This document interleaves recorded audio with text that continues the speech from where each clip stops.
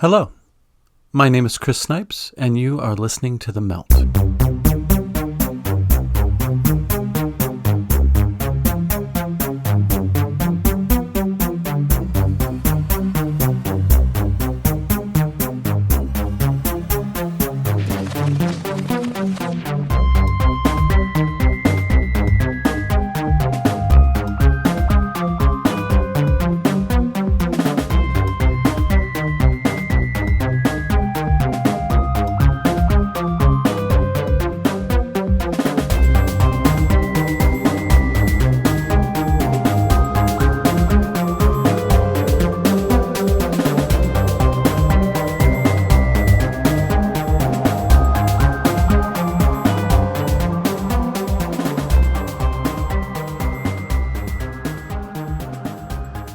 Sometimes when we experience things that aren't easily explained, much less processed, we can begin to question our own sanity.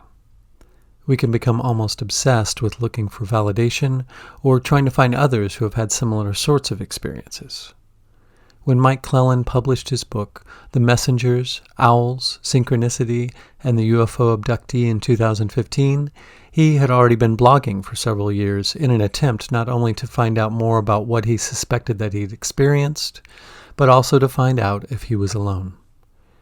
It can be very isolating to have a life-changing experience that you don't feel comfortable talking about, and writing his blog helped him take what was driving him crazy and use it as a catalyst to create a space where others could also share their stories.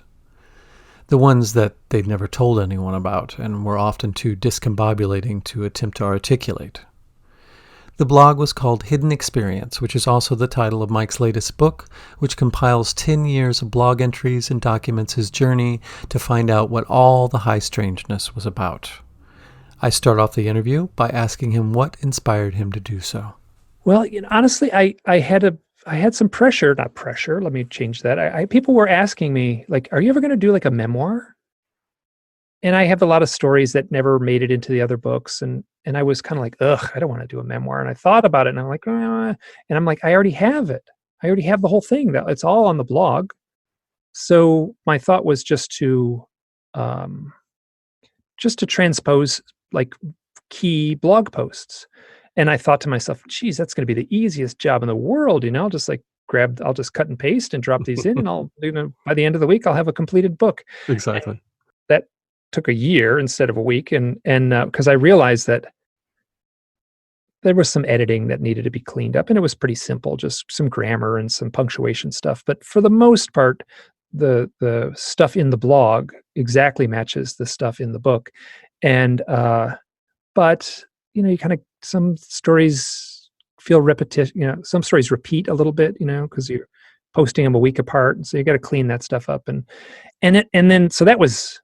that stuff just was time consuming. But what was more problematic was just kind of reliving all this stuff. Yeah, I was like, holy crap, I forgot all this stuff. I forgot this one was connected to this story, and I remember this post, and that's right. So I had to go back and reread the entire, my entire 10-year, catalog, and there was about 900, I guess it was about 850 posts or so. Some of them are very short, but some of them were monsters. And some of them were full on, like, magazine length articles. Sure.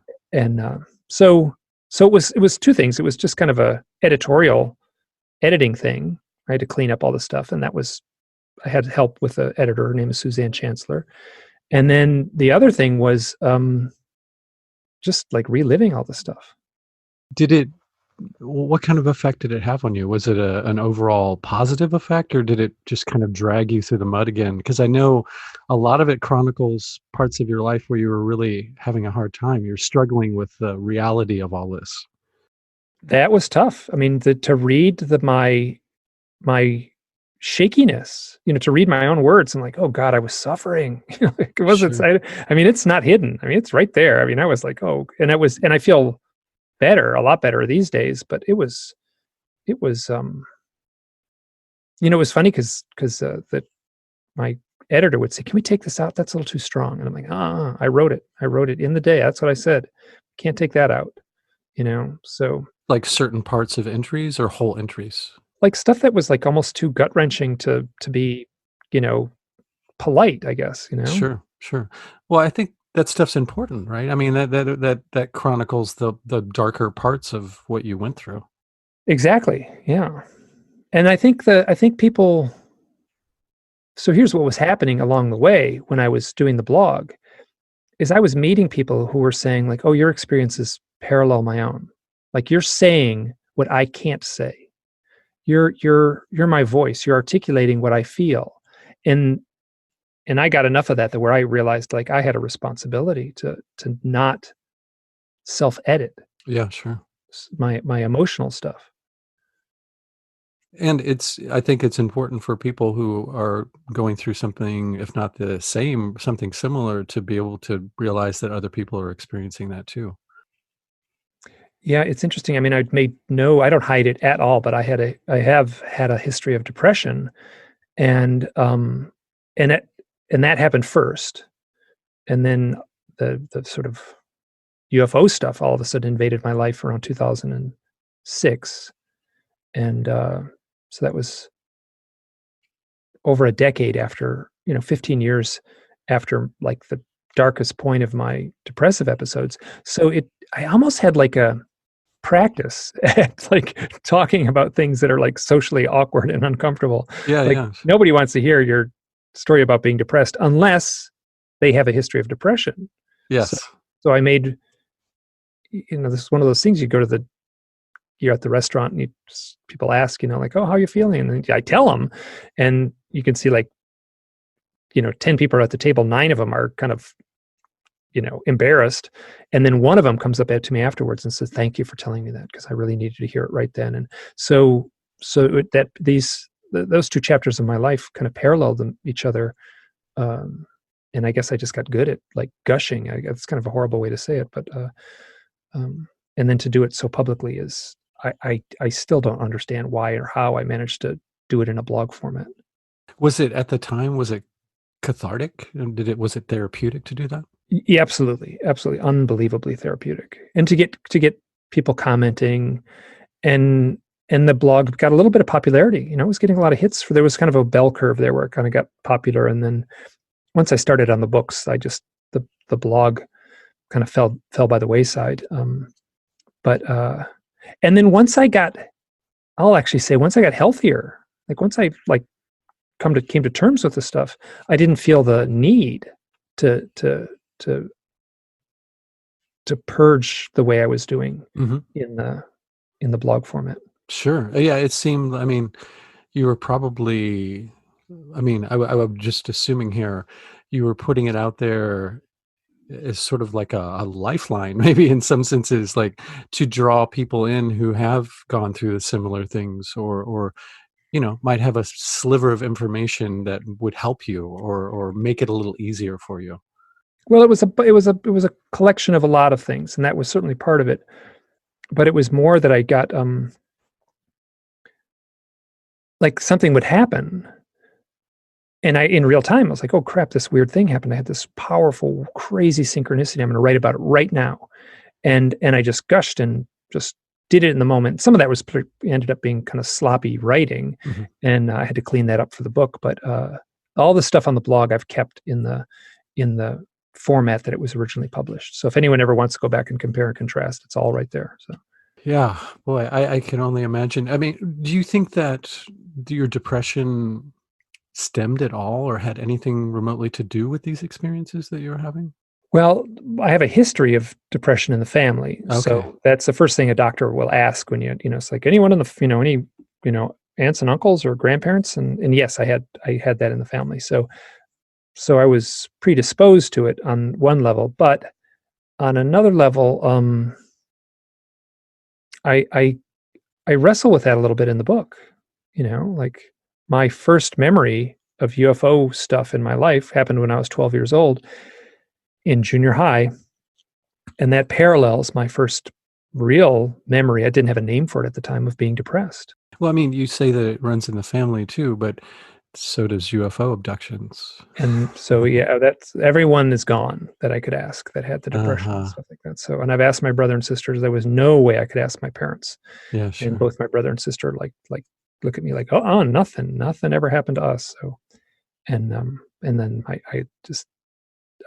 my parents would not have been open to even considering this kind of stuff. So Sure, sure. That which probably added to the isolation of all those feelings and coupled with those experiences.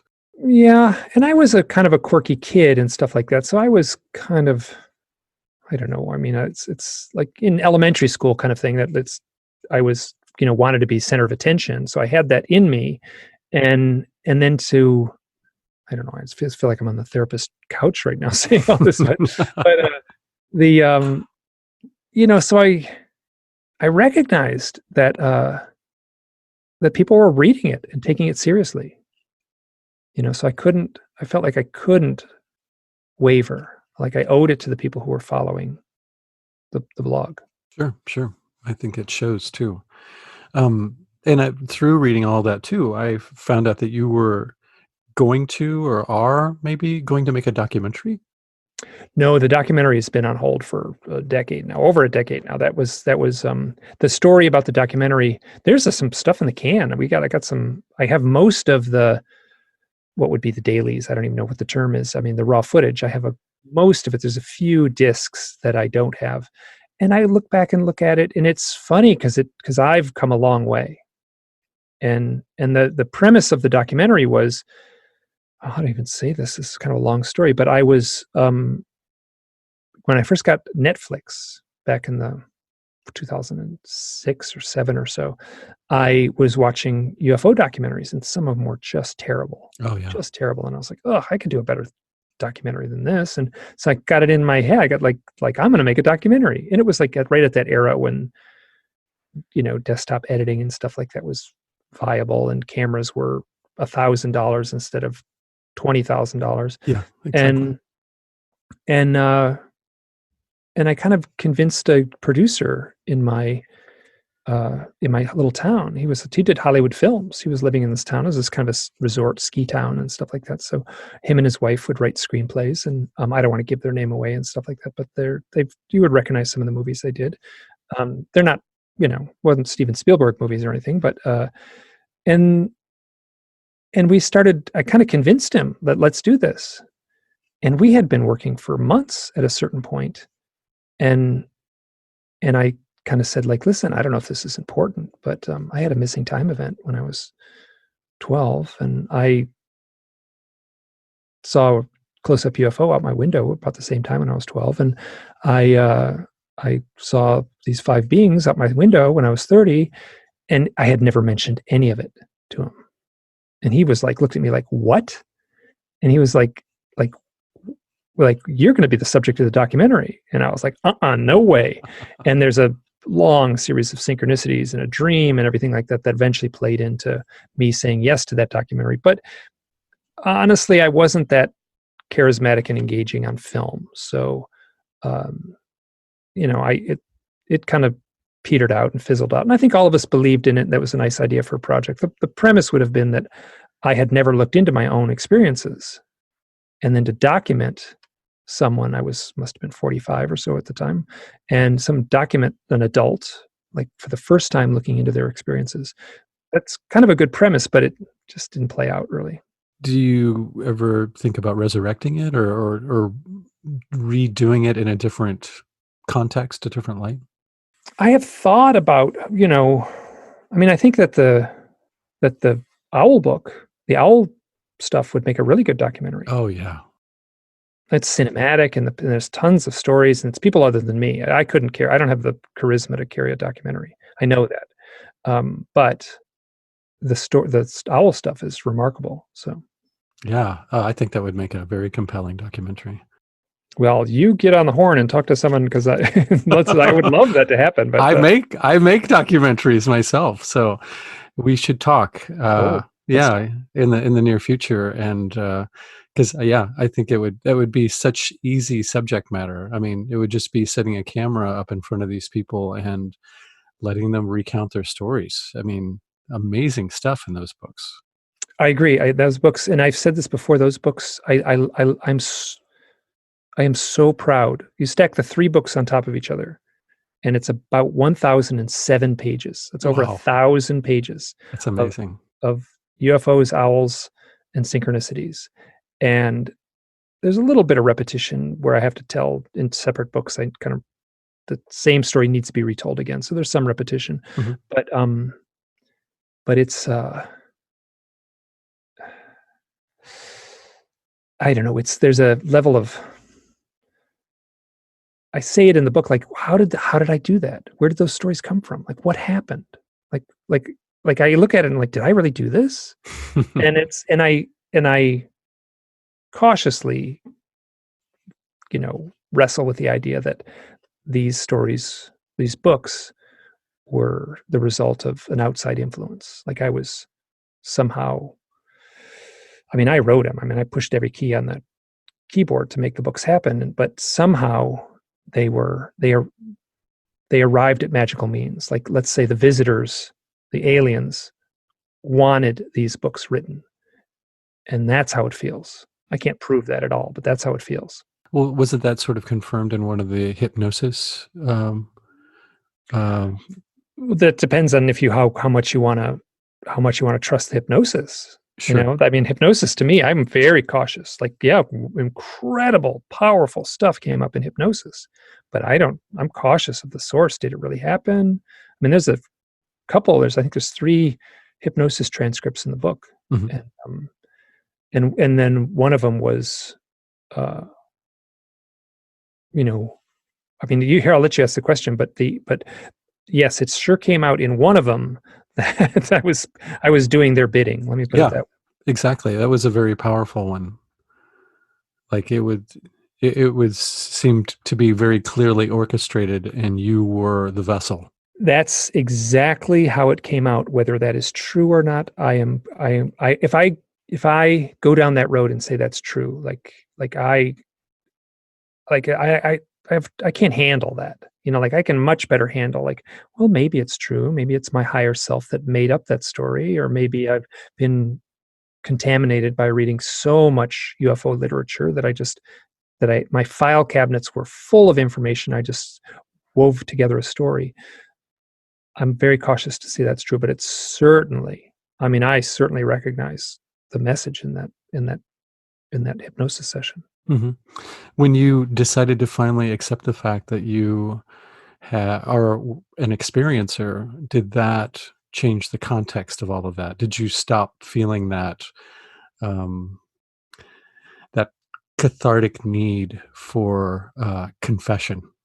Yes. Yeah, Yeah. I still thought the stories were interesting and I was still posting interesting stories on my blog, but I didn't. I felt like, yes, that confessional quality to the blog um, just came to a screeching halt. I mean, I still was being honest, but I didn't feel the same desperate need to purge like I had for about 6 years. sure. Who was Mac Tonnies, and why was he important? Mac Tonys Oh, was a Tonys. That's how you Tonys, pronounce pronounced Tonys, yeah. Mac Tonys was a blogger. He had a wonderful blog called Posthuman Blues. It's still online, and that's actually, I think, the longest chapter in the book. And uh, it it chronicled my relationship with Mac, who I never met. We spoke on the phone often, and a million emails back and forth. And he was a smart guy. He wrote a book called The Crypto-Terrestrials, and that was published posthumously. He died in 2009, in October of 2009, from an undiagnosed heart ailment. And so he was this great, funny, thoughtful, smart, charismatic guy who knew a lot about UFOs and the literature, and was wonderful at synthesizing this stuff. And I was really heartbroken when he died. It was really hit me hard, and a bunch of stuff happened. I mean, there's that chapter's long, and I mean, I cried like trying to rewrite the chapter and stuff and try to put it all together. That was one of the more difficult ones because there was so much stuff on the blog, and some of it was relevant and some of it wasn't. And I didn't want to I wanted it to tell a story, that chapter. And and lots of stuff. I mean, I was talking to psychics and all of a sudden they would go, "What? He's here. I'd be talking about Mac, and the psychics would literally blurt out. This happened to me a lot. Different people, they would go, "He's here. Oh, I like this guy. Oh, here's what he has to say." And I would be like, "Ugh." And so there was like questions I had, and I asked him, and he gave exactly the answer that he would have given. And so a couple things were clarified after he died. Like he also, like, less than 2 weeks before he died, he was on Coast to Coast with George Norrie, and that's archived on the site. That episode is so joyous. I mean, George Norrie is, he's been doing the show forever, and he's kind of seen it all and done it all. And you could hear George like really having fun and like really like, wow, this is a great guest. And it was that, and Mac, I guess he would have been 32, I think, when he died, 34 when he died. So Mac was poised to be like a star in this very small field. And it was just happening right then and there. And then within 2 weeks, he was gone. Wow. So was he an author? Was he a researcher? Okay. He was an author. He wrote a handful of books. I mean, in his 20s, he wrote a book where he like basically confronted NASA. I think he might have been like 24. It's called After the Martian Apocalypse. It's a great book. And he's like, I mean, you got to be pretty nervy to come straight out and tell NASA that you have to have archaeologists on your staff. Like, this is all testable. We got Mars rovers. These are things that can be tested. And that book is really wonderful. And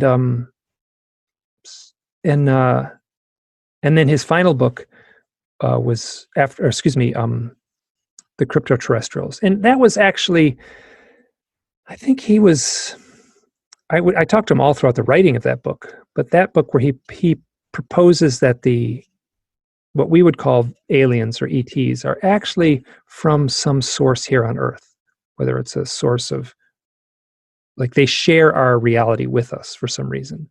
And they're doing it in a way, and they live here in a way that we can't quite fathom. So he was, and I think he said very clearly in interviews and to me, he said, this is a thought experiment. I'm not tied to this. Like, I'm not wedded to this idea.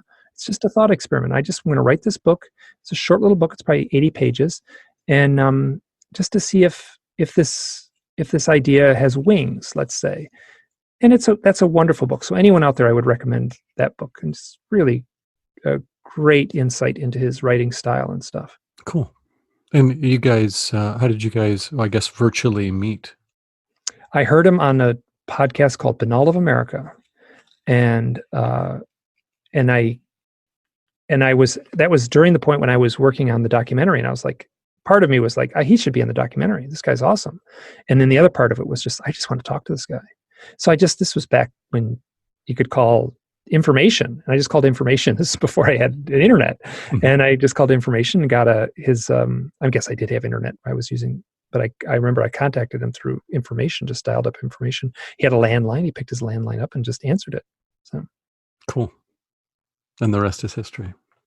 And the rest is it ends very sad, but it's the very first story that I put on the blog was called Cat and String. And it's a little parable of sorts about comparing and contrasting a cat playing with string to humans seeing a UFO, right? So we see a UFO in the sky, we point to the UFO and we go, ooh, it's a UFO. And then, we play with the string and we wiggle the string on the floor and the cat plays with the string. It gets oblivious to me holding the string above the kitchen floor. It's looking at the way the string is wiggling on the floor, and I'm purposely making it kind of dart around and trying to amp up that cat. Mm-hmm. And that's a really good metaphor. And Mac had written a nearly identical essay. I didn't know about it at the time. We wrote our essays about less than a month apart. I think I figured out. I think I've got that right. But he, sort of ever the technologist, wrote it with a laser pointer. And I did it with a string. They're almost exactly the same essays. Wow. And that was very strange for both of us. It's like, wow, this is weird. And that was a year after we met that we realized we both had these, or over a year after we met and became friends, that we realized we both had these same essays. Interesting. And he was in Kansas City, right? He was in Kansas City, yeah. Uh-huh. A mere 45 minutes away from me. So what role throughout this whole process that you describe in the 10 years of the blog that the book covers, what role did dreams play in all of this? Well, there's a few chapters on dreams, and some of it was other people's dreams, but most of it were my own dreams. I think it played a really big role for me in the beginning.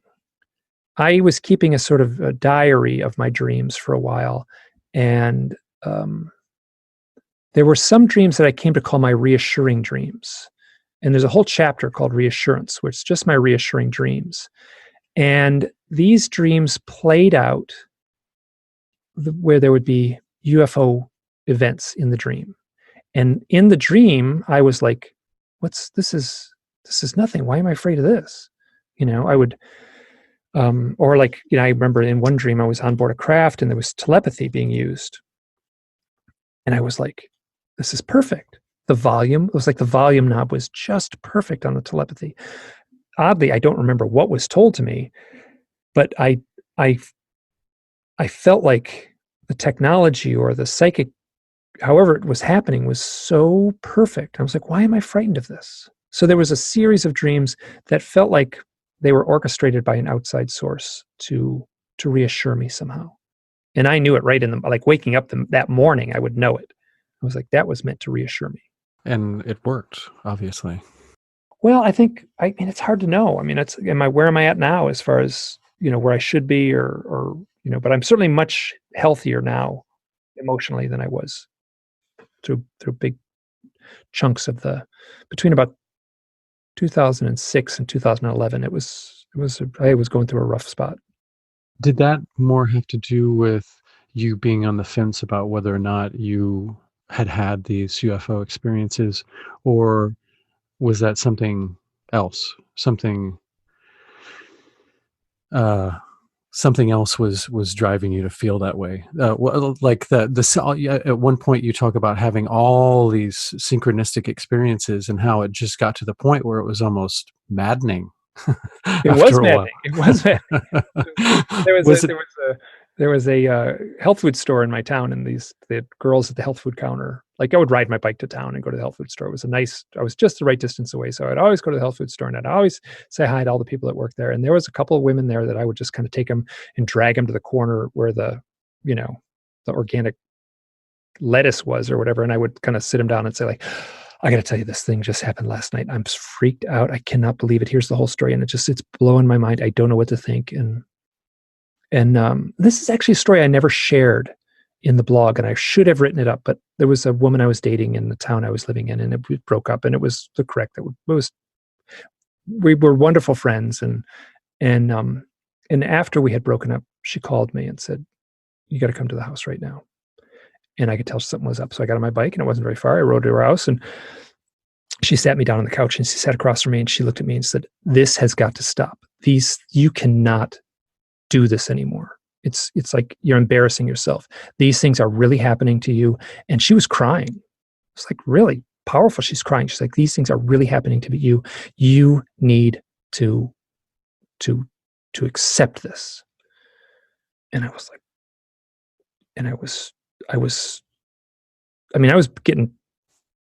she came down hard on me. She was not letting me worm out of it. Yeah. And I mean, she saw things with me. She saw UFOs, or what seemed to be UFOs with me, little dots in the sky that would flash when we asked them to. And that kind of defined that chapter of my life where I was so stuck in like this cannot be true. No, it can't be happening. And it was happening. And I probably said that line or something to that effect on 1/3 of the pages in the book, I guess. Do you think that you were in denial about that because the initial experiences were negative, or because it was just so outside of your realm of comfort? Anything else that you'd experienced before? I think I was in denial because I was, how to say it? I guess I was like too polite in a way to admit that this could be happening to me. I would, if someone else called me and said they had these stories, oh my God, I would have laughed in their face if they denied it. I would have, but somehow I was stuck in this tape loop where it was like, it can't be happening. It can't be happening. And, and that, and I didn't want it. I did not want it to be true. It took a long time and I actually took the event in 2000. I mean, I actually figure I knew. And I would kind of dance right up to the line and say, like, I'm pretty sure that I've had these experiences, but without any kind of proof or without any kind of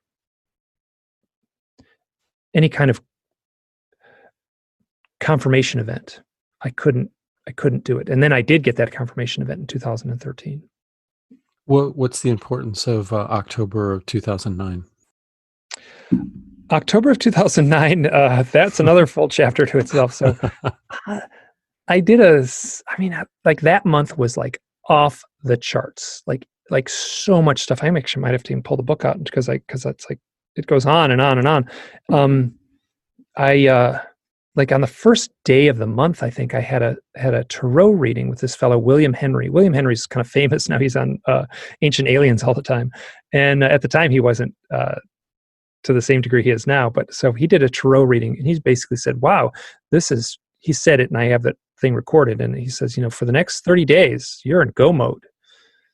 And that's what happened. It was like whether he manifested or he just, saw it in the cards. I don't know. And then, so it just was, that was the month Mac Tonys died. Mm-hmm. That was the month I had an experience of seeing this weird shape in my eye, this weird image in my eye that looked like me. It was like a caricature of me in a lotus position. And it happened right after going to a UFO conference and sleeping out under the stars. And I had so many owl things happening that month. And there's a few more in there. But at the last day of the month, Halloween Day, October 31st, I saw like a Facebook thing and a video and a YouTube thing with this woman, Anya Briggs, and she's a psychic out of New York City. And we like had this, the culmination of the month was that phone call we had, which lasted 6 hours. Wow. And both of us cried, and it was like she was in full channel mode, and it was like this three-way conversation. It was between me, her, and her guides. We were burning through cordless phone batteries, and we'd recharge them, and we'd switch to another phone, and I had a landline. I'd be jumping back and forth. So we were both so amped up after that, and that was the final day. And I remember that was this sort of confirmation on its own that month of 2000 and October of 2009. And what role did Streetlights play in all of this? Streetlights actually played a pretty small role, but they make for really good.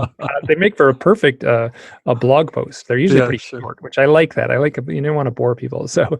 And it was just a little spurt of time, right? It wasn't over like years. No, some of them were years apart. Yeah, were they? Okay. There's a couple of them where I would go to this time. I was working in Bozeman, Montana for a while, and I would go there just to do this job that was involved some outdoor stuff. And I would literally I'd be riding down the street at night. And this Bozeman, Montana is like the cutest Western college town imaginable. So just riding down the street at night. And I remember thinking to myself, wow, nothing weird has happened to me in a while. And boom, the light right above me would go off.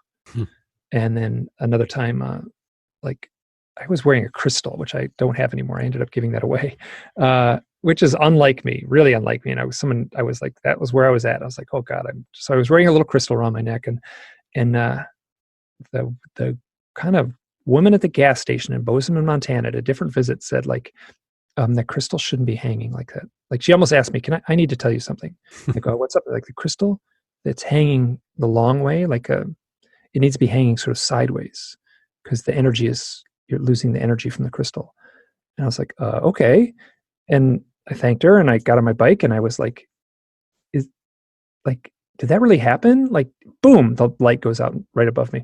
And I had a bunch of those where I would ask a question either internally in my head or aloud. And it felt like, God was hitting the exclamation point on the keyboard by making these lights go out. Yeah, that's a very tangible synchronization. I drove a friend who was a UFO experiencer. She and I drove to the airport. I was dropping her off at a UFO conference. I think it happened 5 times, and it actually started scaring me because I was starting to like point at the light, and it would go off exactly when I pointed at it Wow. as we were driving it. And I remember being like, "Oh crap, I can't do this. It's too much." Yeah, that would be a little freaky to feel like you have that much of a connection with some completely unseen force. After I did it twice, I stopped doing it. So I didn't want to. I didn't want to test it.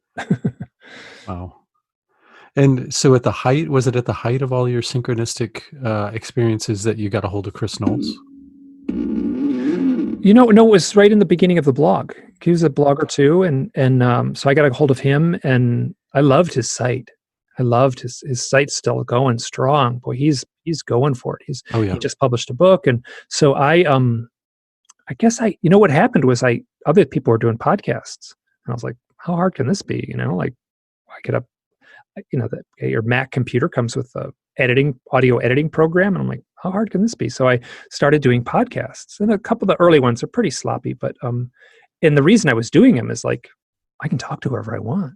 Like now I have an excuse to call complete strangers and say, let's talk for an hour and a half. Exactly. So it was great. And so Chris Knowles was one of the first ones. I think he was within the first few people I talked to.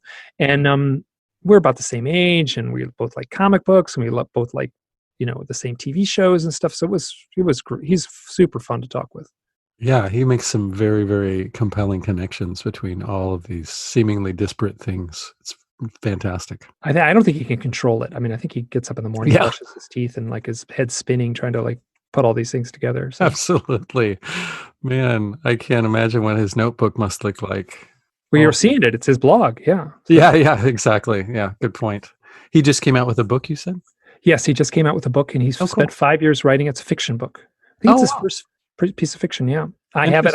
I've just cracked into it a little bit, and he's a big comic book fan, and it has that kind of comic book vibe. It's a novel, but it's got that. You can tell that he read a lot of comic books. Nice. Is there any of his synchromistic interests interwoven into it? I'm certain there is. Yeah. I haven't gotten that deep into it, so I got to be careful what to say. But yeah, nice. Are you anywhere near the Hudson Valley? I'm in the Hudson Valley in the sense that it's kind of gets a little blurry there, but I'm farther north a little bit. Mm-hmm. So I'm up near Lake Placid, New York, and the Hudson Valley is, runs along the Hudson River. But the source of the Hudson River's source is just a few miles from where I'm sitting right now, and it's a little trickle up here, and then eventually turns into the one of the major waterways of North America by the time it gets down to the city. Gotcha. There's a lot of stuff that goes on in the Hudson Valley for sure.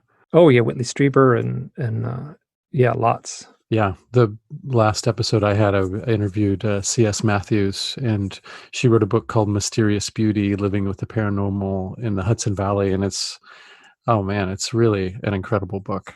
I highly recommend it. Oh, I should, because I've spent a lot. There's one post in the book where there's a place near New Paltz, New York called the Schwangunks. It's a climbing area that's affectionately known as the Gunks. Yeah, she mentions that. Yeah, and I used to sleep out under the stars there all the time, and I had one kind of odd experience when I was like at my apartment in New York City, and I had this crappy old Subaru, and I'd park it on the street, and it was like 11:30 at night, and I was like, I gotta go sleep out under the stars up in New Paltz. So summer night. Now it could have been just, the city's oppressive and it's hot and it's nice to be out and sleep under the stars. But I remember as I was driving, this is before I looked into any of my stuff. When I was driving, I kind of said aloud, like I was kind of like amped up and like, oh, I gotta go. And I said, wow, they're pushing pretty hard tonight. And I literally had that thought in my head, and I said it, and I was like, where did that come from? And then the sleeping spot, nothing unusual happened at that sleeping spot. But the sleeping spot was, this at the top of a big cliff system. So it's like this basketball court-sized area of open white rock. It's really pretty. And I've since found out that Whitley Strieber's cabin, I think, was less than 2 miles away from that spot. where I was sleeping out. Crazy. So I slept out there all the time. And then I went back years later. This would have been in the early to mid 90s. I don't even know if it was before I read Communion. And when I went back was the mid 90s. It was the late 80s when I was sleeping out there. And I went to the site to find my sleeping spot in the day. I was like, I wonder if I can even find it. And I went right to it. And this is like a big expanse of white rock, like a basketball court, and on a stretch of cliffs that runs for miles. And someone had spray painted a pentagram on the spot where I had been sleeping. Oh. And it's kind of like if you were to walk around, you could spend 5 minutes walking around. It's pretty lumpy. It's be pretty hard to sleep on, except for this one spot. It's like, oh, there's this little spot of flat rock that's about the size of a camping sleeping pad. So I don't know how much. That's like one of those things where it's like this story's like, I guess I try to keep the stories that short if there's not a big punchline or something. Mm-hmm. Well, speaking of Whitley, I just discovered, I'm way late to the game here, but I just discovered that you started doing podcasting again. Like this next month will be your year anniversary doing it, right? Yes, and I haven't been doing them every week. I've been missing some weeks and stuff like that. And so Whitley Strieber sends me this email. He says, Mike, do you want to do a podcast on my network? And there was like this, I can't say no. How can I say no? I have to do this. Mm-hmm. So, and it's been great. It's a lot of work and as you know probably know. Yeah. And, but yeah, he was been super gracious. And I was like, I get to call all my friends. Yeah. I get to talk to my friends and now I have an excuse to just like really have the good conversation and record it and put it out there. And so it's been really fun. Fantastic. Yeah. I'm it's called The Unseen, and it's on Whitley Strieber's website, and his website is called Unknown Country. Fantastic. And you can only listen to it on the website, right? I think he's got a YouTube channel too. And I'm not, because it's a little, but he does all that stuff. And I actually don't like listening to stuff on YouTube. I really prefer to MP3. I can put it on my phone and listen to it. Yes, I agree. And such. So, but yes, there's a YouTube channel out there. I think you would be just search out The Unseen, Mike Clelland, YouTube. It'll come right up. I'll put the link on the episode notes. And you can go to the website. The show is free on the website. There's about 4 minutes of commercials that you have to wade through, but the whole episodes, all of them are there. Fantastic. And did you kind of just take up where you left off doing it before, or are you in a completely different place now as far as the people you want to have on and what you want to talk about? Oh, it's definitely me still. I think I'm less needy, like as a host. Like there's some embarrassing ones, but I did it back when I had my own podcast. I interviewed Brad Steiger twice, and the first time I was almost embarrassing how desperate I sounded. Oh, it was bad. And then the second time we had a wonderful interview. So I'm much more grounded as a host now. So and I'm still a little scatterbrained and all over the map, and but I'm like, I want to dig to the deepest point I can in these stories and really wrestle with them. So I'm not interested in doing the surface interview that other people do. Yeah, get on Coast to Coast or something. Absolutely. Not that I'm not saying the Coast to Coast is bad, but different audience. Yeah, I know what you're saying too. Absolutely. It's a little more polished and slick and kind of get you in and out. Yeah, I want to go into the deepest waters. Yeah, absolutely. And have you had any, are you still experiencing owl synchronicities or any kind of synchronicities, or what's any high strangeness going on in your world right now? One I didn't put in the book because it was happening while I was editing the book. Andrea and I were going to, Andrea's my partner. She's downstairs right now. We were going to a UFO conference. This was in April, less than a year ago. We were going to a very small UFO conference in Providence, Rhode Island. So it's kind of a big day's drive from upstate New York to Providence, Rhode Island, but it's a nice drive. And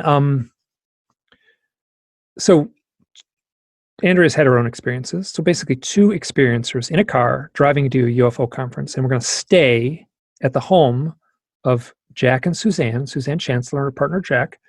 UFO experiencers. So there's this like, and it's a UFO conference. So we're entering Providence, and both Andrea and I at the same time kind of go like, what's that? What's that up there? And it was like this dull gray color. It was pretty far away, so it wasn't like big. Didn't take up the whole sky. But to me, in my mind's eye, to try to guess the size of it, I would guess it was about the size of a billboard, like a billboard you would see along the highway. So it's this rectangle, and it was a little lumpy, I would almost say. But so imagine you have like a credit card or a business card, and like you can turn it, and then at that moment where you're just looking at the side of the card, like if the person's even just on the other side of the room, it'll look like the credit card disappears, but then you rotate it back and then you can see the credit card again. Does that make sense? Yeah. So this thing was like rotating in the sky, and it would disappear for a moment, but then it would reappear as it rotated back around again. It was at this kind of crooked angle, and I kid you not, and I drew it on the blog. I kid you not, there was a little dot above it. So it looked like a giant curved kind of lumpy billboard that was rotating, and it looked like the dot was the nail on the wall and was hanging by a fishing line, like a little wire. And it was like the dot, it literally looked like it was spinning on a wire or on a little thread from this dot, and the dot looked like a nail in space. And we looked at it, and we were close to the airport, and big planes were flying by, and I'm like, holy crap, but like, who would like put a balloon up like next to the airport, and it's up there high enough? Like, no way, and then we kind of, the highway kind of twists and turns, and we're kind of caught in traffic, and there wasn't much we could do, and then we lost sight of it and it was gone. But we probably looked at it for a good 5 minutes, and Andrea was trying to take pictures. Nothing showed up on the pictures. Of course.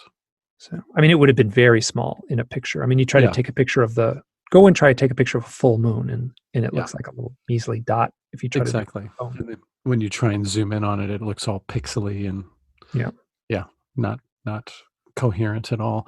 Crazy. So it looked like it was hanging, literally like it was hanging from something.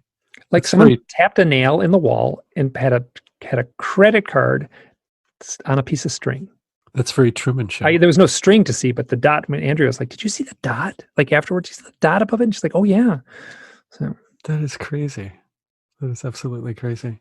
Well, one of the strangest parts of the hypnosis, when you were recounting your hypnosis experiences in the blog, was when you actually became an alien, right? Yeah, I believe it was pretty strange. You know what the weirdest part was? Here's the weirdest part. It was very normal. It felt like totally normal in the moment. And I should back up, and I can tell this story real. Yeah, please do.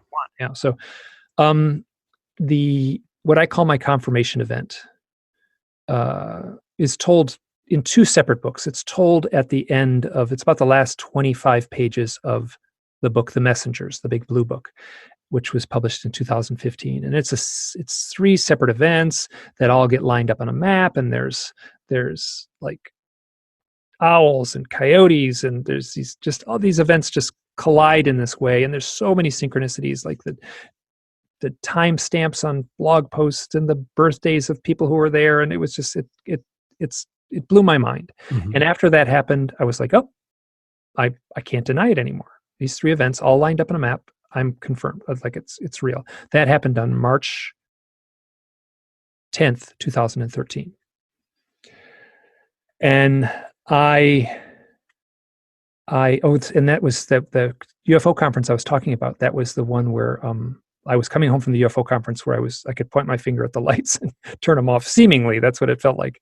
And and there was no fear associated with this event on March 10th at all. I slept out under the stars. It was a beautiful night in southern Utah. I was driving home from the UFO conference, and I looked up on this hill, and there was this, looked like a big flying saucer on this hilltop right near where I was sleeping. And I said, wow, that looks just like a landed flying saucer. And I kind of rolled over and didn't think anything of it. And I woke up a few more times. I woke up to the sound of a coyote, and then I woke up to a light right behind a bush, weird light. Now this is strange that there's like, I'm camped out there the middle of the desert. There's a little turnoff where people could come and park, and actually there was another car there, so people do just park there and sleep out. And so there's this light on the other side of the bush. And I sat up in my sleeping bag and I looked at this thing and I'm like, that doesn't look like a car headlight, doesn't look like a flashlight. I don't know what this light is. And then I rolled over and went back to sleep. And that house, which I called it a house on the hill. It's like somebody built a big house up on that hilltop. That house bugged me the whole drive home back to my house in Idaho. And I looked it up on the map, on Google Maps, and there was nothing there. I've since gone back to the site. There's nothing there. This thing would have been 1.6 miles away. So to see it as clearly as I did, it had to be enormous. Mm-hmm. And I saw it, like no doubt I saw it. I laid there and looked at it woke up, looked at it, rolled over, looked at it again, thought about it. It changed a little bit at one point in the night, like another little light came on and I noticed that. So, but there was no fear associated with this event at all. And this was the event that confirmed everything. So I did hypnosis. I actually did 2 hypnosis sessions I write about in the book. One was with Mary Rodwell, and that was in 2017, autumn of 2017. And the other was in the autumn of 2018, a year later. And that was with Yvonne Smith. Now, the transcription is from the Yvonne session. And the reason I did that is just, we were trying to cover a whole bunch of other stuff when I did it with Mary, but essentially the exact same story played out. It was so much similar that it was like watching a rerun, like frame for frame rerun. So when I was with Yvonne, you're in this hypnotic state, you're lying on the couch. She has this wonderful soft voice and she asks these questions and I knew I was fully under. Like I've tried hypnosis before and sometimes you don't really feel like you're under. Man, and she's like, okay, well, let's go to the time. And I'm like, there's the light behind the bush. And I know it's them. I know it's them. I know it's them. And then all of a sudden I go, I'm out. I'm out. I'm out. And I'm not in my sleeping bag anymore. I'm like floating up and I'm looking down at this great big giant round thing. It's like this dark round thing with lights around the edge of it. And it's on this hilltop. So you were like over the ship. In Yvonne, are you out of body? And I'm like, I think I don't know. I think my body's still in the sleeping bag, but I'm looking at this thing. And the next thing I know, like I get sucked into this thing. And the next thing I know is I'm walking down this hall. And the hall is like this curved hall. And there's an image of it in the book and in the blog and on the Kindle version too. And it's this kind of curved hallway. And it's all kind of gray steel kind of color, not very shiny as I recall. And I immediately think to myself, I'm not tall. I'm tall, but I'm not tall now. Like I'm 6 foot tall, but I didn't feel 6 foot tall. I felt short. And I looked to the right of me and there's this gray alien. He walked like at eye level with me. And I looked to the left of me, there's this gray alien at eye level. And I looked down at my hands and there are these long fingers. And I looked down at I'm wearing this skinny space suit, got this shiny thing. And I'm like, I'm a gray alien. And you can hear it in my voice in the transcription. It's like, I'm not me. And it felt so normal. Now that feels weird to say that. It felt so normal. And then the next thing, all of a sudden we're in this conference room, and it looked like a tacky conference room from some crummy hotel in Muncie, Indiana. It was like folding chairs. It was ugly carpeting. It was fluorescent lights. It was nothing on the walls.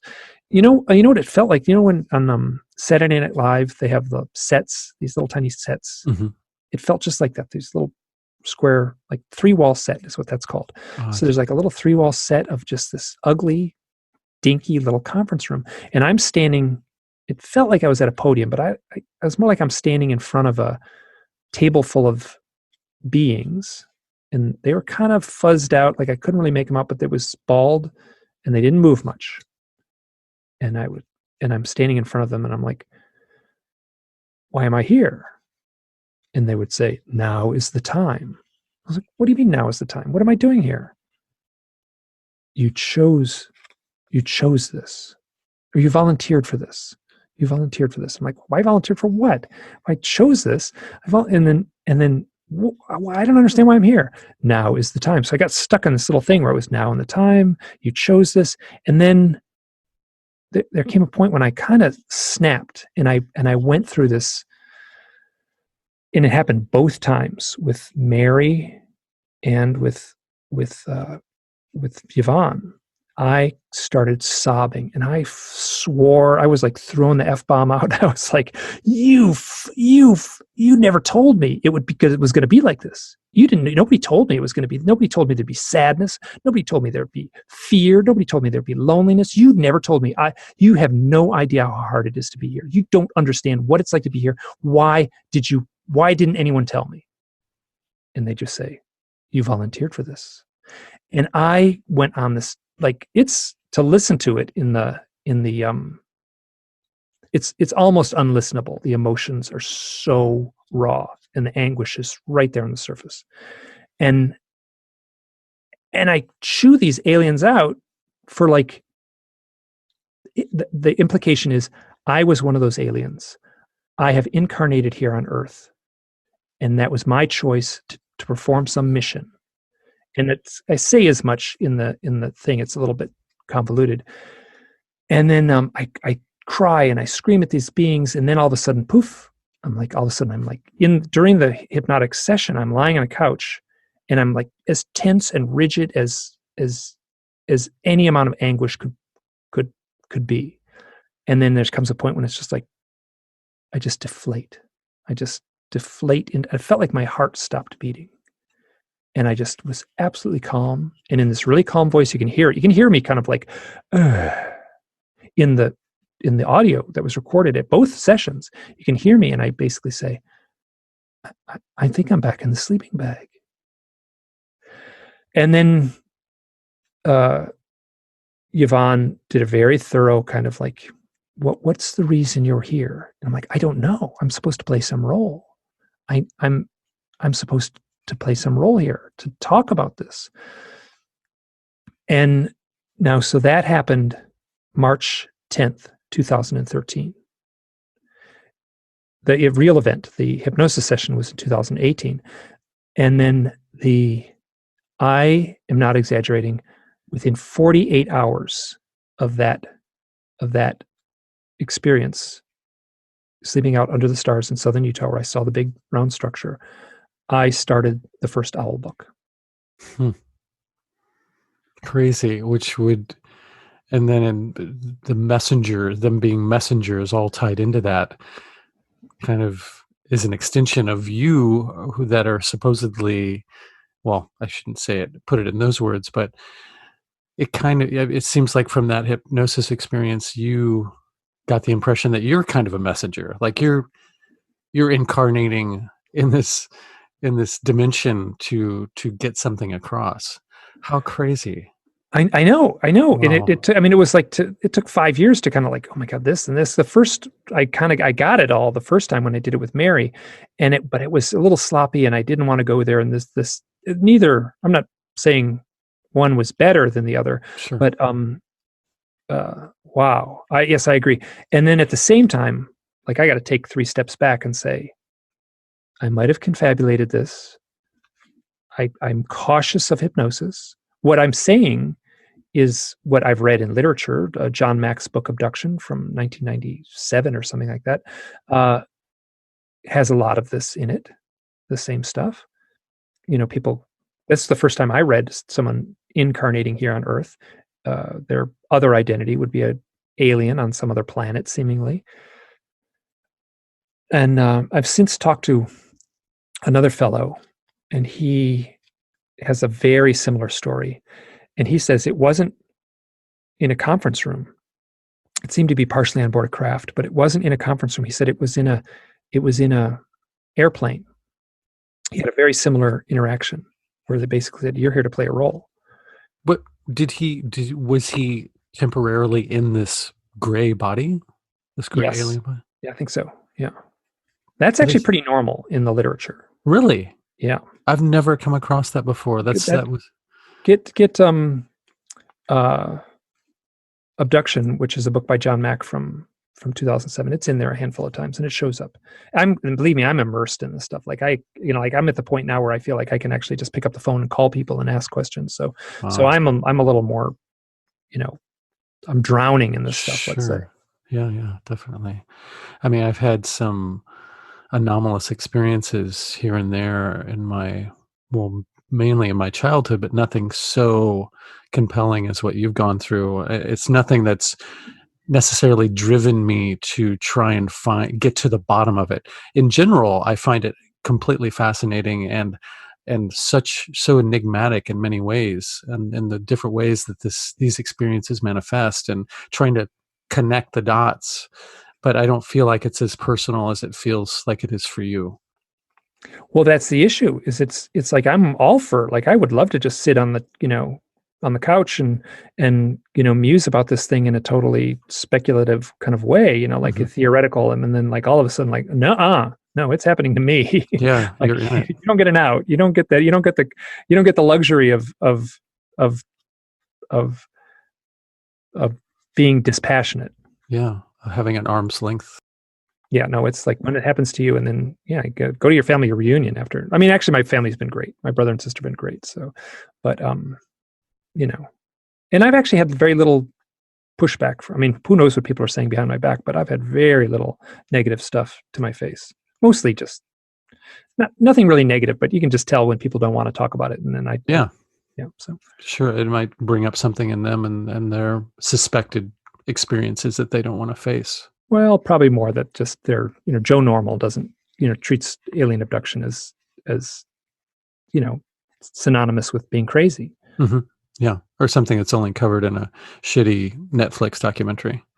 Or X-Files, or a comic book, Yeah, exactly. So, with all of this, I'm not asking you to pick sides necessarily, and I don't really think that there is sides. I'm more of the not this or that, but all of the above kind of person. But nuts and bolts are multidimensional. What do you see the UFOs and the alien experience and all of that? Well, it's both, right? It's both. That's the problem. Sure. It's, and I say this there's a term that John Mack used called reified metaphor. Yeah, reified metaphor, which is a metaphor made real. So these metaphoric things happening, right? So I'm hearing a coyote howling moments before this, basically being taken out of body and then put on a giant flying saucer. If that's the reality, but the coyote is a metaphor. Coyote is a totem animal. Coyote is symbolic. So here I'm having this symbolic experience. And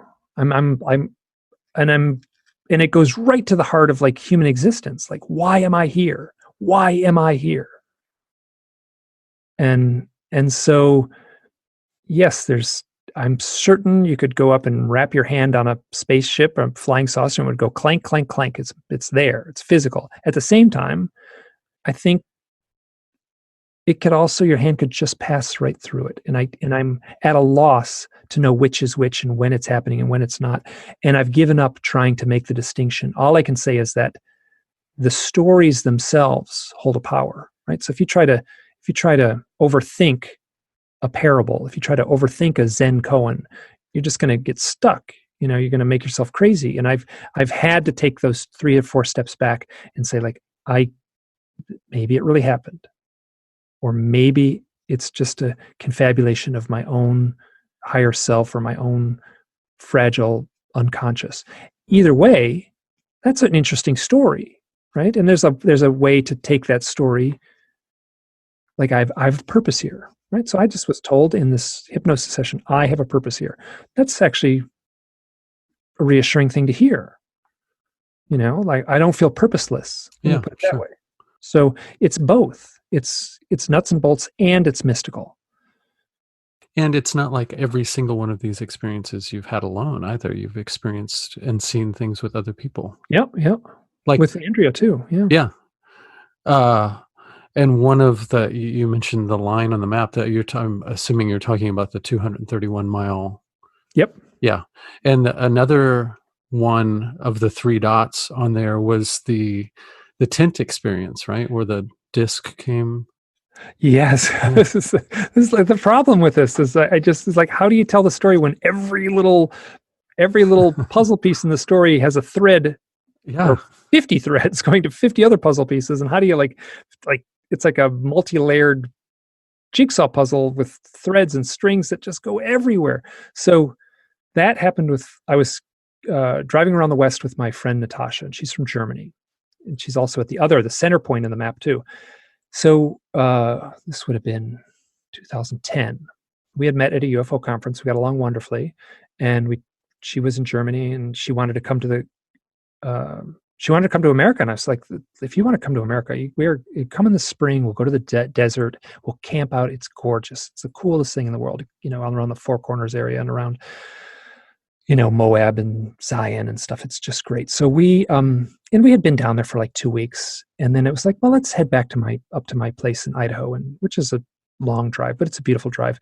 And so as we're like literally getting ready to leave, my car starts acting up, and the brakes start like something's wrong with the brakes, obviously. So I take it into a mechanic in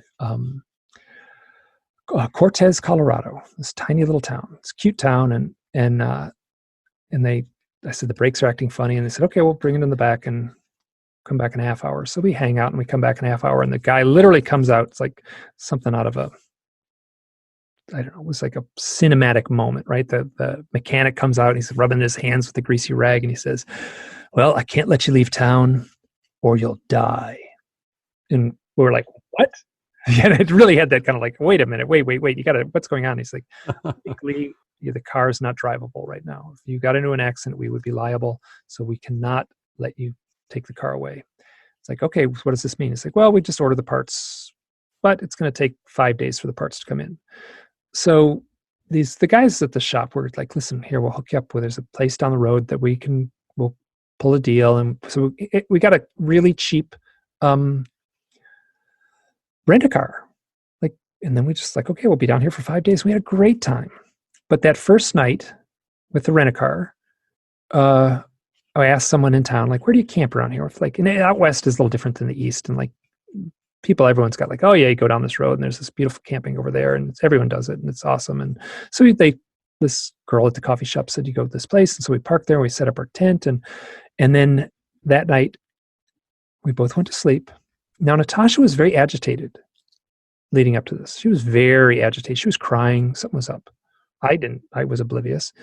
And so at 11:40, I knew the time because I checked, but all of a sudden we're both asleep, and then boom, like, I snapped my fingers. Boom, we're both wide awake screaming, both of us.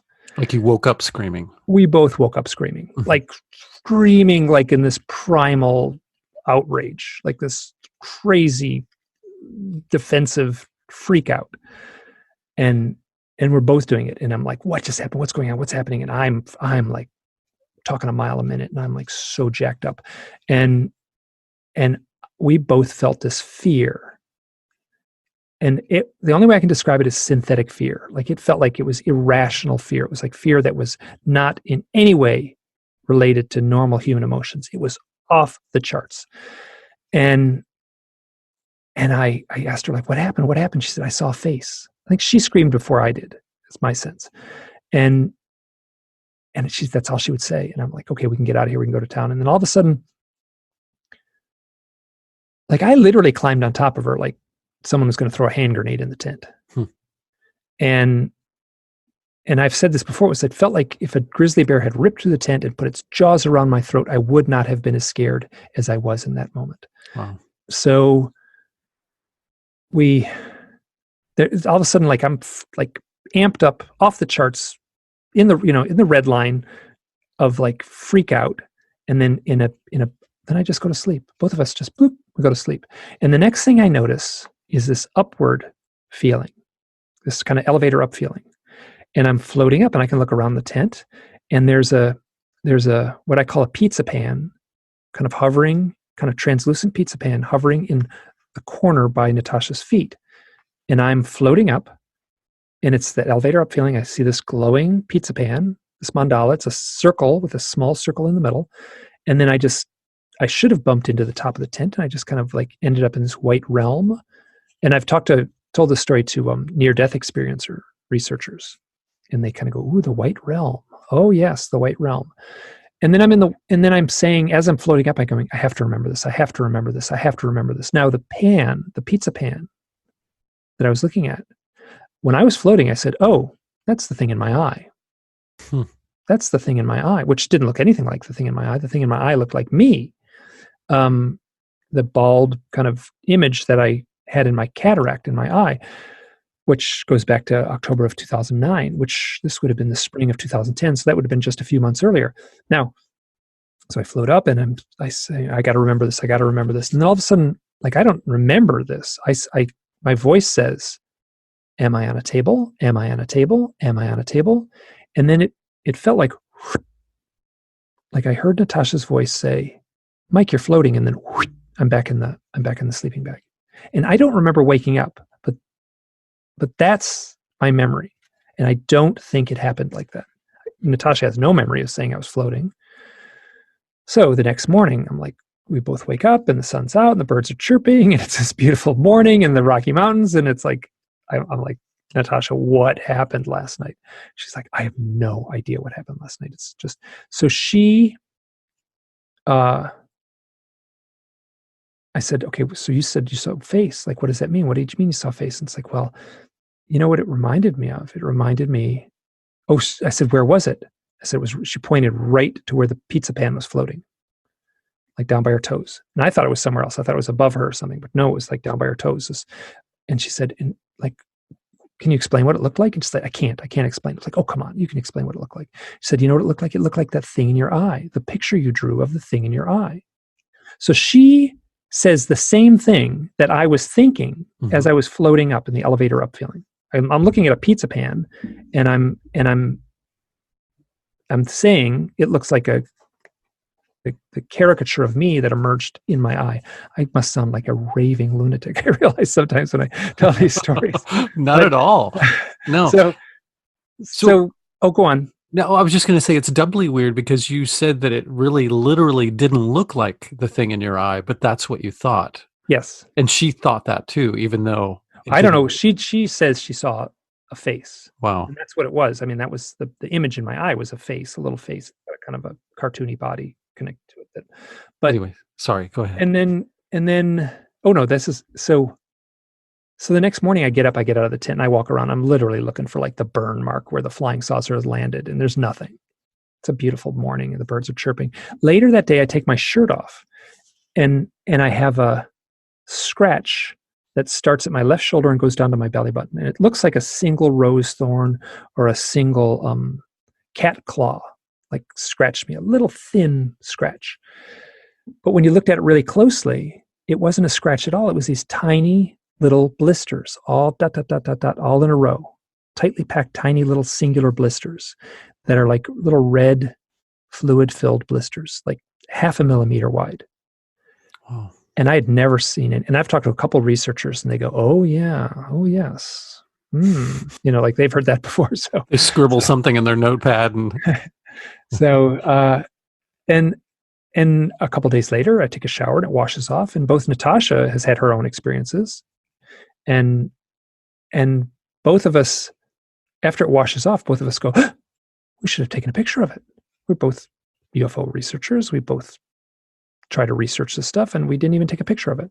And we didn't think about that. We didn't cross our minds until it disappeared. Now, after that, we went to down to the Four Corners area and went to Canyon de Chelly, which is on the Navajo reservation, and we did a sweat lodge ceremony.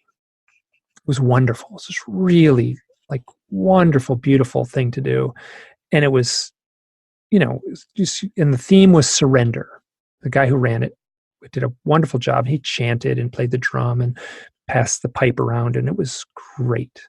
And it was hot in there. So you have 4 sessions, one for each cardinal point on the map. And then and the theme is surrender. Just surrender to the heat. Surrender to just surrender. And it was so I mean, there was no mystical epiphanies that happened, but I found it so rewarding. So this long story, begins with a guy saying, "You can't leave town or you'll die," and it ends with a ceremony, a shamanic ceremony of death and rebirth. Now, Natasha was at, there's 3 points on the map. Natasha was at 2 of the points. And the third one, where I was alone in the southern Utah on the way home from the UFO conference, I was alone. She was there with both of them. And the one I was alone at, that was Natasha's birthday. I mean, the synchronicity, like, to tell the story properly, it takes a lot of pages to tell the story properly in the book. Sure. Have either of you gotten hypnotically regressed in regards to that night? I don't want to get regressed. That was so scary. I don't want to go. I'll go. That was exactly the reason I chose the event, on March 10th, 2013, because it was there was no fear. Mm-hmm. I don't want to go back to that night. Whereas, I mean, I guess I could, but I mean, with that night, you were experiencing fear almost before you even knew what you were fearing. Out of a sound sleep, we went from sound sleep to off the charts terror. Wow. Both of us described the same thing. How disconcerting. Yeah. My sense is it was, I don't know. My sense is it was, I don't know whether it's like some archetypal thing we're supposed to experience, or whether it was just something they put something on the dial wrong or something, and we ended up scared, and I don't know if they knew it. I don't know what to think. So. Wow. Yeah. I all of that stuff is, you've got so, I mean, if you were to draw a chart of all of this, or a graph, like, it would be so intricate. And so, you know what, I did have to do it because I had to do there's like a little applications you can do of it's called corkboard, so I did have a virtual corkboard where I had little sticky notes on a corkboard. Oh, wow. And I still have it. I should probably put that on the blog just to and it's like all the little lines are, because I was trying to make sense of, like, oh God, I got to put this in some sort of cohesive order. It's easy on a blog. You just get up in the morning, like, oh, I'll write about this today. And then to actually put it in a book was, putting it in order. Some of it fell into place easily, the dreams and the stuff about MacTonies and stuff. There's even a chapter in there I actually had to put in the flow, which was a little bit cheating, but I just had to put, I had all these extra ones, and I just had to make up a chapter to put all these random, disparate stories in. Crazy. Do you have anything else in the works, a next project, or are you just going to take a breather? Well, I'm just about to publish the audiobook. Oh, yeah. And of course, the podcast. And the podcast. And then I had a fiction book I was kind of scribbling out and stuff like that. And it's going to be pretty short, and I write so ungodly slow. So I got to finish that one. So that hopefully I'll finish someday. And that one was supposed to be a comic book. I wanted to do a whole comic book by myself. That would be amazing. I didn't have the patience to do a full comic book. So I had the script, and it was like, oh, this story's pretty good. So. Yeah, some of the stuff, I mean, especially since some of it is so visual, I think it would translate really well to a graphic novel or something. It would. I would love to, if someone, back me up. I mean, I should do I should do a GoFundMe thing, and you should hire some artists and stuff like that. So yeah. Hire? What? You're an artist. Well, I mean, everyone I've talked to says, yeah. So do I do the lettering myself? Do I do the coloring myself? Do I do the layout myself? I got it. So yeah, I would. Sure. I know enough about myself. I don't have the energy to do it all myself. Yeah. Farm some of it out, and we work as a team. Sure. Yeah. That would be great. I think that would be fantastic. Let's see. Oh, I was just going to mention something. I listened to your interview with Joshua Cutchin, and I really liked what he had to say about the importance of firsthand experience. How it is so important in an age, especially that seems, taken over with scientism. Things don't exist unless they can be replicated or measured in a laboratory or quantified somehow. Whereas he was saying, I think we should give firsthand experience and the subjectivity of that more importance. And I think I really resonated with that. And that's your books are full of that, not only your firsthand experiences, but other people's too. And I just think that that's so important to get all that stuff out there so that people can be drawn to it because of their own experiences or their own questions, and also realize that they're not the only ones experiencing things like that too. And my sense is that the story, like I said this very clearly in the introduction to the Messengers, Mhm. is that the story, like I feel like I have become a disciple of the story.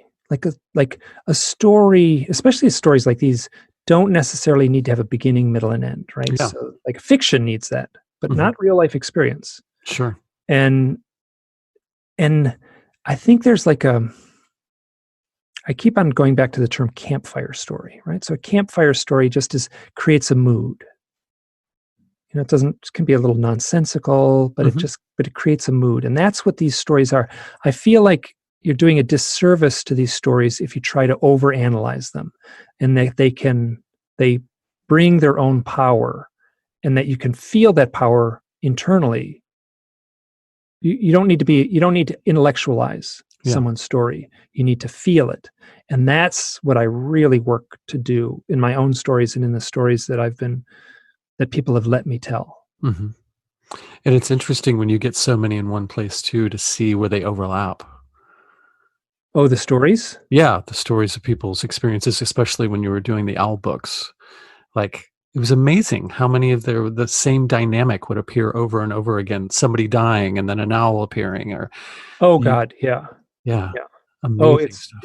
and people send me. I get a couple letters a day. I get a couple beautiful, thoughtful letters a day where people tell me their owl stories, and I'm just like, people say, "Could you do another? Do you have enough stuff to do another owl book?" And I'm like, I could do 500 more owl books, but it would just be the same story over and over and Yeah, over and over. sure.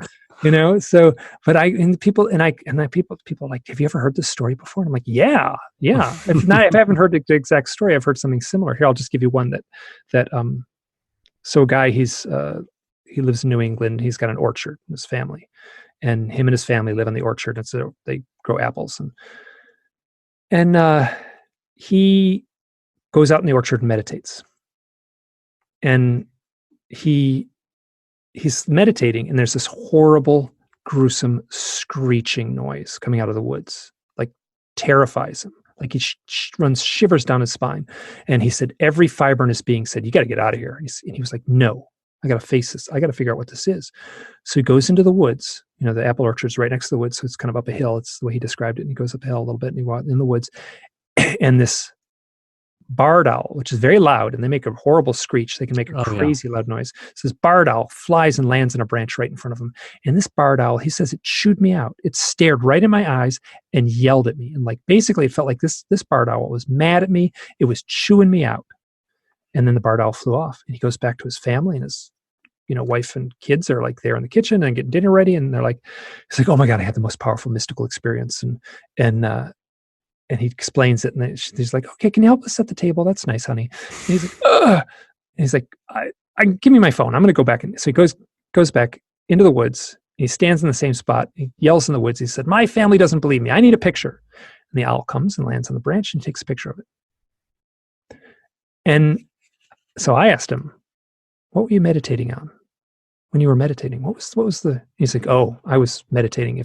I was asking the universe if there was a God." Wow. Like, unpack that one, right? I mean, Yeah.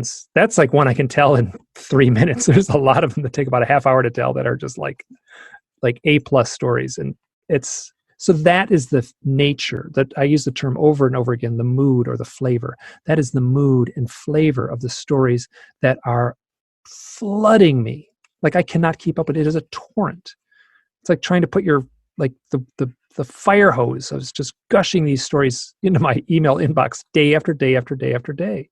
Stories of that magnitude all the time. Wow. That's astounding. Do you think that you ever will put out any more compilations of owl stories? in the future? I would never say never, but I mean, Sure. if I had a good, I've thought about doing a owls and shamanism book. Yeah. And it doesn't need to be 400 pages long, but I could do a nice book about how owls seem to tie into shamanism. Yeah, that's great. That would be a fascinating book filled with Stories just like I told you. Yeah. people's firsthand experiences and the history of the connection between those two, owls and shamanism. Well, I'd support it. Good. I Sign mean, me up. it's funny because Whitley, uh, the little logo for my podcast. He's like, well, I gave it to the art directors, and it's an owl. It's an owl face on my podcast. I'm like, oh God, I'm stuck now. Like, oh, it's fine. I'm not complaining, but it's like, oh, I'm like that guy, aren't I? You are the owl guy. Yeah, I didn't choose it. I say it over and over again. The owls chose me. I did not choose them. He'll be singing his greatest owl hits tonight. Yeah. Oh, we live in a place, Andrew and I, we live in a place with a lot of owls. We see them all the time in the summertime. Oh, They're just booming in the yard here. So I'm jealous. I hardly ever hear them here. And the last time that I heard it, actually, when I was reading the first owl book of yours to do the previous interview that I did with you. And 5 pages into it, I hear an owl in the backyard, and I haven't how heard often one do you hear an since. owl? I mean, I'm sure we talked about this at the time. No, just what you just shared with me, I get that. Yeah, 3 times a week someone sh- telling me that story. absolutely. Before then, it had probably been a couple of years. Okay. Yeah, so very rare, very, very rare, and I haven't heard one since.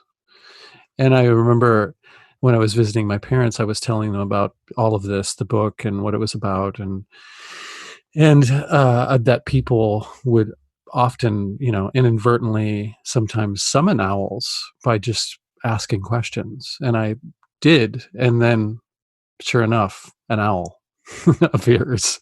Well, not appears visually, but starts making a sound outside. What And was the question you asked? I don't remember. It was something very basic, like, is there any owl around, or is it an owl that wants to communicate, or anything like that? And then it appeared, and then I kept talking or asking, and it's no more. It just made the initial appearance, and then made a cameo, and then moved on. Yeah, that's like Andrea gets like, I want this thing to happen again. I'm like, listen, you read a detective novel, right? The detective doesn't need to find the spent bullet casing twice at the murder scene, right? You only need to find it once. Exactly. Well, Mike, I want to thank you so much for taking the time to sit down and talk with me and be on my podcast again. It was really, really wonderful, and I selfishly hope that you write more books, because I have enjoyed everything that you've written so far. But in the meantime, I suppose that I have your podcast. Well, thank you. And it's been, it's a lot of work, but it's been it's rewarding in all ways except financially. So, Sure. it's a labor of love, and I don't know how to turn my back on it. Yeah. I agree. This is a labor of love for me too. So I do it for the exact same reasons that you mentioned, getting to have interesting conversations with people that you want to talk to. Yes. In this case, that would be you. So Thank you. And this has been a joy. It's been wonderful at my end too. So yes. I love when I said this earlier, like to go to the deepest waters. Yeah. I'm not interested in light, fluffy interviews. I want to go as far down into the depths as I can go. And this was Absolutely. great. Do the subject matter justice.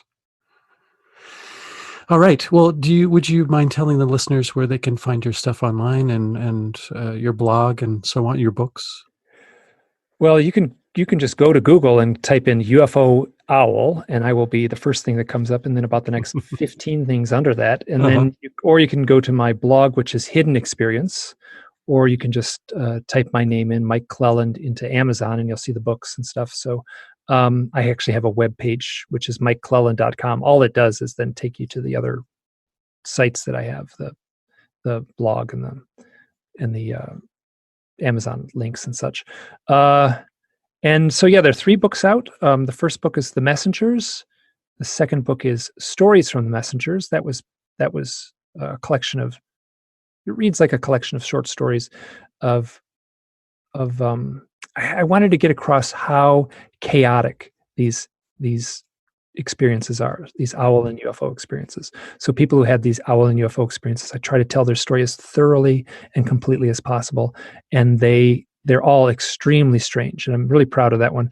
And then the third book is Hidden Experience. And that is, the subtitle is Collected Writings from 10 Years of Blogging, 2009 through 2019, A Personal Journey of Owls, Synchronicity, and UFO Contact. And that was just published this summer.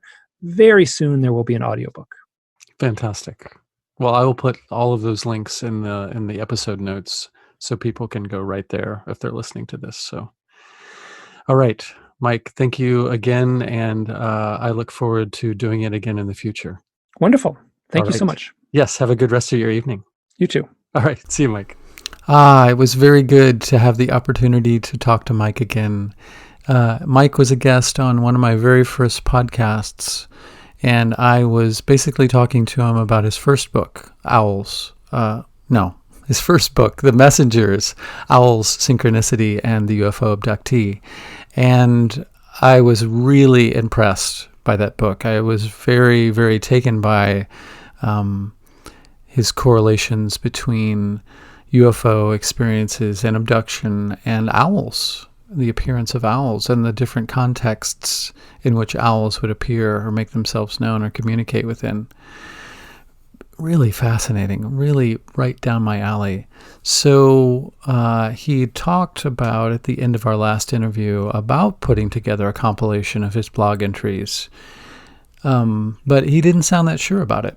So when I heard a few months ago that he had finally released it, I was very, very happy and got my hands on it, got a hold of Mike, and set up an interview even before I read the book because I knew that I'd want to talk to him about it.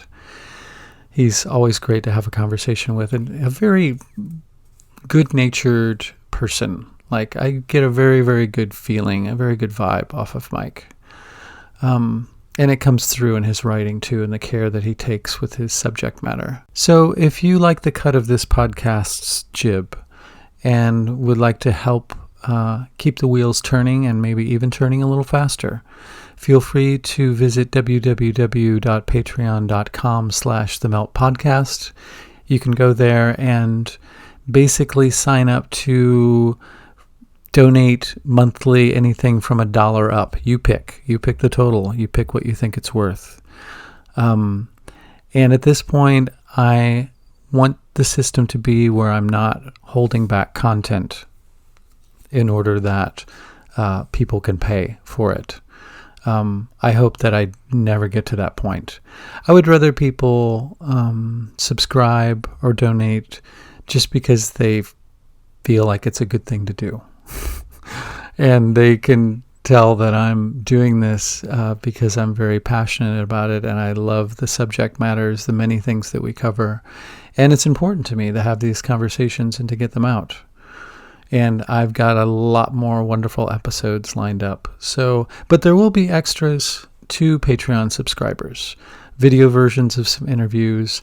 I'm going to make a few very short documentary pieces to be included on there. And I just shot some footage of one of my guests, actually the last guest of 2019, Dr. C.S. Matthews.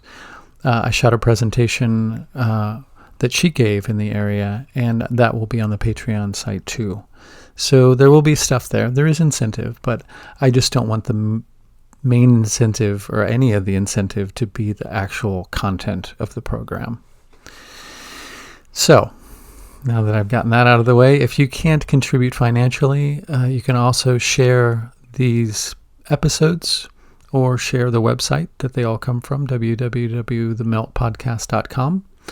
Share them in your local social media circles that you frequent. Is that the right way to put that? And, spread the word to people who you think would be interested. If there's a particular subject matter of an episode that you think that somebody might be into, shoot it to them. Post it on your Facebook page, whatever. Talk about it on your podcast. I would like to get a dialogue going with all the people that listen to this program and want to get more involved. And I'm going to beef up my website to be able to handle such things like a forum or commenting on particular episodes. But I'm not there yet. I'm at the mercy of my webmaster. He's kind, but he's firm. So that will be coming too. I want this to be a two-way street, not just something that you passively listen to, but you can also engage with and interact with. So, and have input with. Input in would probably be a better way of putting that. And something that I would also like to see more of come through are recordings of people's stories of their experiences that they've gone through that defy explanation. It doesn't have to be anything fancy. You can just record it on your phone and email it to themeltpodcast@gmail.com. All right, that's it for this episode. Thank you so much for listening. I really, really appreciate it. And just a reminder that you can subscribe to The Melt and be notified of any episodes that come out on iTunes, on Google Play, on Spotify, on Stitcher, those joints. So feel free to do that, and also leaving multi-star reviews would also help too, to get this podcast out to more people that can take it in and hopefully be provoked to talk about it amongst themselves. Until next time, take care of yourselves, please.